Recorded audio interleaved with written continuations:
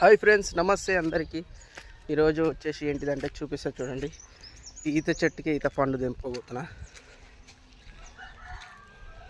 చూడండి ఫ్రెండ్స్, మనం నిన్న ఈ వీడియో పెట్టినాం, ఈత చెట్టు ఎలా కోయాలో చూపించిన కదా.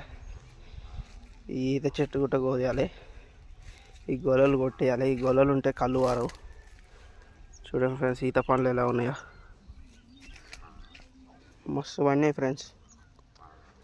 పండ్లు ఇవన్నీ దాన్ని కూడా ఉన్నాయి.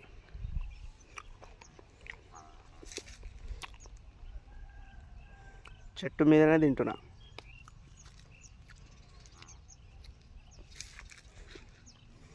ఫుల్ టేస్ట్ ఉన్నాయి. చెట్టు మీద పడినాయి.